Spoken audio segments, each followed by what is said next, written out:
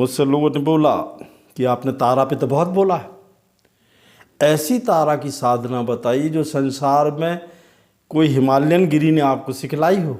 बाकी तो तारा बहुत सी हैं, 173 तारा साधनाएं हैं। तो मैं कहना चाहूँगा श्रीमान जी कि मैं श्रीमाली जी से मिला उन दिनों में, हिमालय में साधना करना था। वो गुरुदेव तुल्य थे। मैंने कहा कि तारा की मुंड वाली साधना सीखना। बोले बहुत खतरनाक है, ये तो हिमालयन गिरी के कोई आदमी आपको सिखा सकते हैं, बाकी तो हम लोगों की बस में नहीं, हम गृहस्थ हैं। और इस साधना के लिए तो आपको एक कपाल की ज़रूरत पड़ेगी, लाओगे कहाँ से?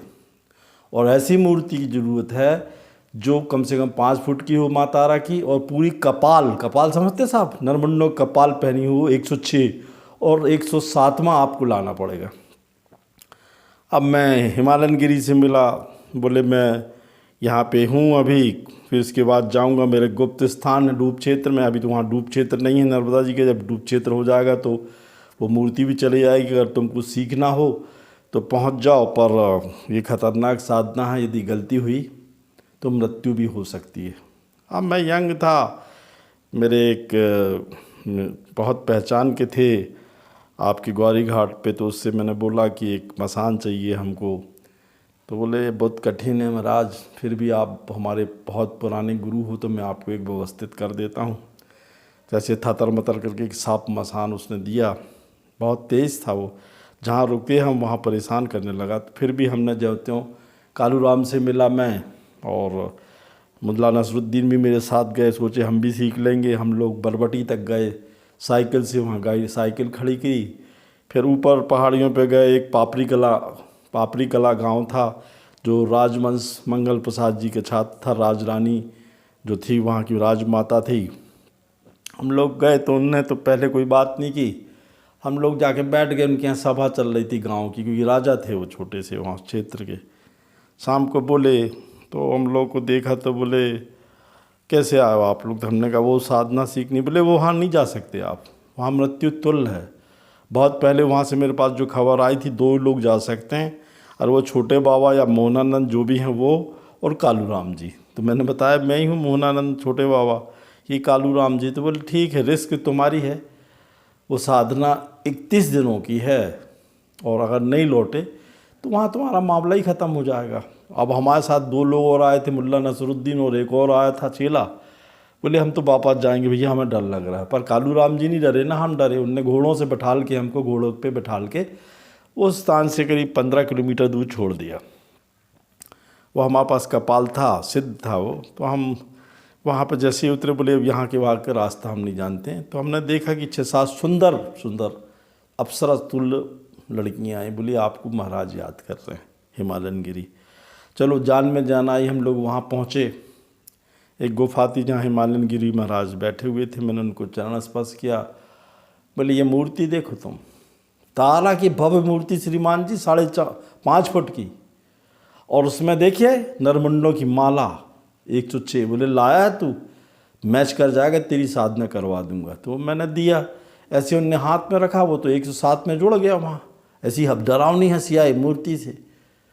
अरे मैं तो सोचा कहाँ फंस गया मैं पहली बार ज़िंदगी में डरा श्रीमान जी। मैंने बहुत साधनाएं की हैं अपने गुरु महाराजों और अब गुरुओं की मदद से। बोले यहाँ पे बैठ के तुझे 31 दिन साधनाएं करनी है, तैयार है? तो मैंने कहा आप तैयार है। तो बोले ये साधना करोड़ों में एक आध बिरला आदमी तारा की करता है, जिसको साक्षात मोक्ष की प्राप्ति होती है। वो संसार में आदित्य होता है, अग्रसर होता है, पर इसमें अभी भी सोच ले अगर कुछ हो जाएगा तो मैं जिम्मेवार नहीं हूँ। तो मैंने कहा कोई बात नहीं, ज़िंदगी तो एक फिनोमेना है, हर एक को जाना है, हर एक आए हैं तो उसको जाना ही है, मौत से मैं डरता नहीं। मैंने कहा मुझे तो ये साधना सीखनी है। उन नीचे हमको एक आसन बनाया, भगवती जहाँ थी उसके पेड़, बरगद के पेड़ के नीचे थी। हवन कुंड बनाया, रुद्राक्षी माला मुझे दी, और श्रीमान जी ये मंत्र का मैंने जाप किया, ओम ह्रीम स्त्रीम अघोर स्त्रीम फट स्वाहा। इस मंत्र का मैंने लगातार जाप किया रुद्राक्ष की माला से, प्रत्येक दिन 11,000। 25 दिन तक तो मुझे कई डरावनी चीज़ें आती रहीं। उसके बाद 30वें दिन मैंने देखा कि हल्की सी मुस्कुराहट हुई भगवती में। आज वो चारों तरफ यक्षणियाँ प्रेत भेद मुझे नोचने लगे, खाने लगे। मैं घबराया नहीं। 31वें दिन भगवती ने मुझे दर्शन दिया। बोले, बालक, तेरे 32 जन्मों का तुझे मालूम है और तू मुझसे चाहता क्या है? तेरा तो इस जन्म में वैसे ही मोक्ष था, तुझे सारी सिद्धियां प्राप्त हैं, 10 महाविद्याएं प्राप्त हैं, सब धर्मों को तू मानता है। मैंने कहा, भगवती, मैं चाहता हूँ कि जब तक ये शरीर रहे मेरा, मैं संसार का कल्याण करूँ, जात धर्म से भेदभाव से दूर रहूँ। तो उन्होंने बोला कि मैं तुझे वरदान देती हूँ तथास्तु कहते हुए, जिसके साथ तू होगा वो अपने आप में स्वर्ग से महसूस होगा, उसके काम नहीं रुकेंगे, उसके काम धंधे बढ़ेंगे। तू एक बिरला व्यक्तित्व हिंदुस्तान में पैदा हुआ है। मैं तुझे आशीर्वाद देती हूँ कि तुझे तीनों काल का ज्ञान होगा और मरने पे मोक्ष प्राप्त होगा। उसके बाद श्रीमान जी, मेरे को बहुत नींद आई, मैंने दशांश हवन किया, उन्होंने मुझे वरदान दिया।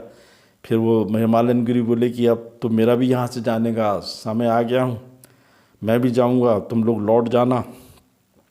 फिर जैसे ही थोड़े दिनों के बाद हम लोग वहाँ का पता लगाए तो वो उधर डूब क्षेत्र आ गया था। क्या आ गया था?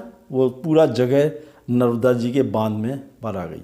आज वो मूर्ति कहाँ मुझे नहीं मालूम, पर वो जो कपाल जो 107वां था वो मुझे भगवती ने अपने हाथ से लौटाया था। श्रीमान जी, आज भी वो किसी शमशान में मैंने स्थापित कर दिया है।